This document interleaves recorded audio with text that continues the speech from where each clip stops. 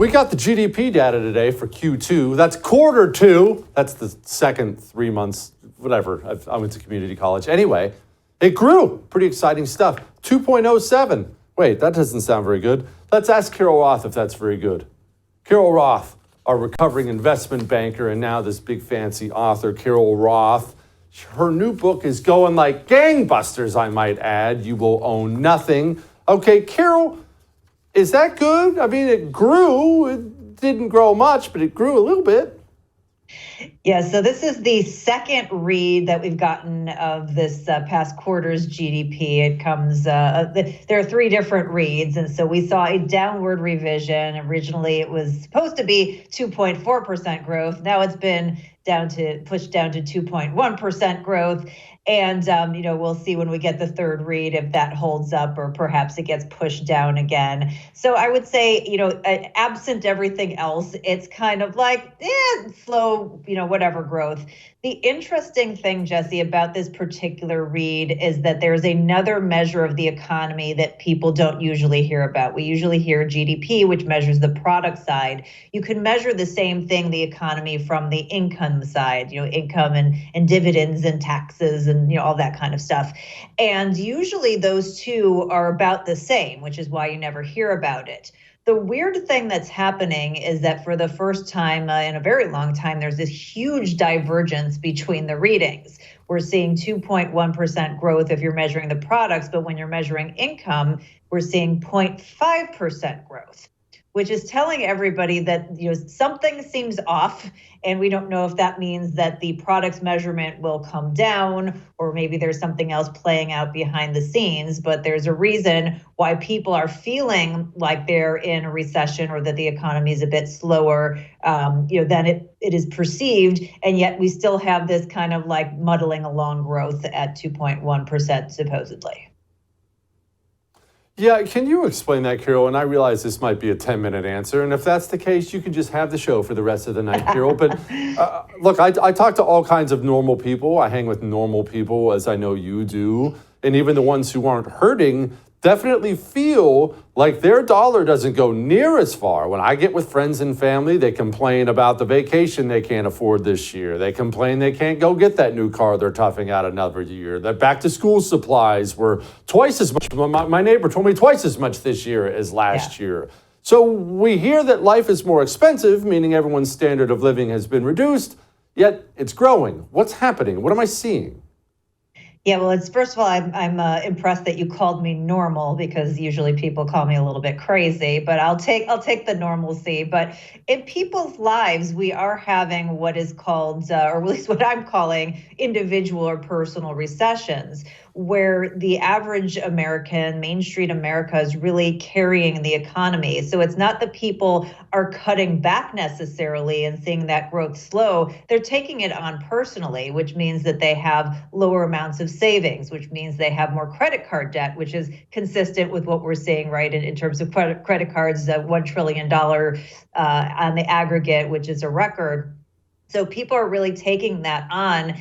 And because they still have jobs, they feel like, well, maybe I can still, get that vacation in, or I can still do this thing, even though it's costing me a ton.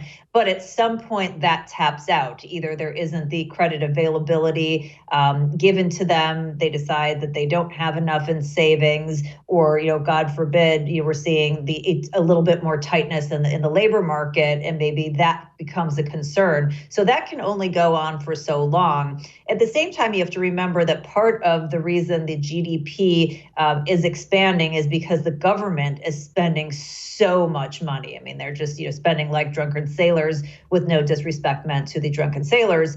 And so you have that aspect going on as well. But this whole idea that, the Fed is going to be able to, get us out of this without, get inflation down without completely wrecking the economy, just seems still very much like a pipe dream. And nobody has come up with any sort of a realistic plan to make sure that the average American feels like they can, get a little bit of breathing room, whether it's for buying a house, whether it's just going about their daily lives, groceries and basic cost of living, like you said, back to school.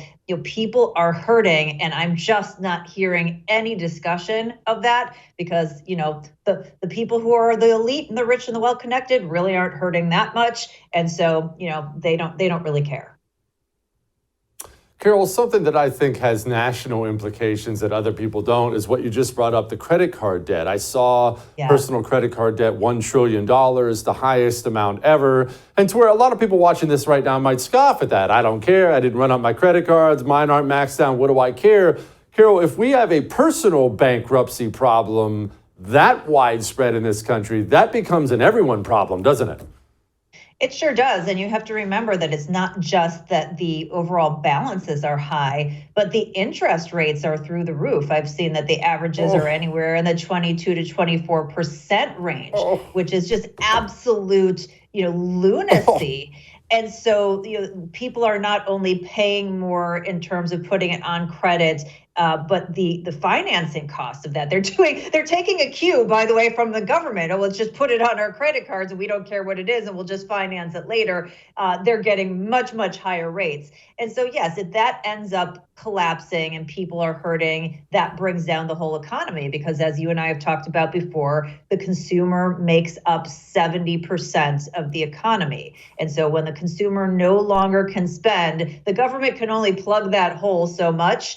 But if the individual is hurting, then it impacts the economy. And then it just becomes a domino. It means that, people aren't buying, then the businesses aren't doing as well. And then the businesses lay off people and they don't have money to put back in the economy. And that becomes a vicious cycle. So that becomes a very ugly proposition. And the idea that the Fed and the government is putting this on our individual backs to, keep this economy going when it is really breaking the backs of Main Street America and the backbone of this country is just absolute insanity. And we will have to pay the price. Like this cannot continue to go on like this. And everything just comes out rainbows and sunshine on the other end.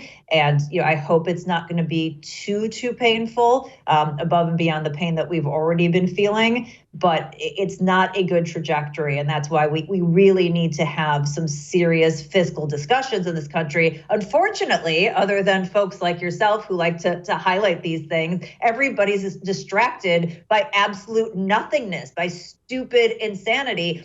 The fiscal foundation, when that is broken, that is something that can't just change on a whim. We really need to take it more seriously. Golly, we sure do. It's all right. Carol, let's deal this. I actually am curious about something I genuinely don't know. I know 70% of the economy is consumer driven.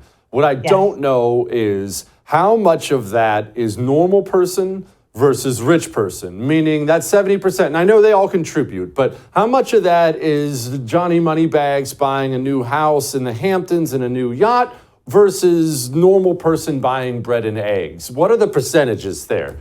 So I don't have an exact percentage for you. I could make an educated guess, but it would probably be wrong, and we don't want to do that to your viewers.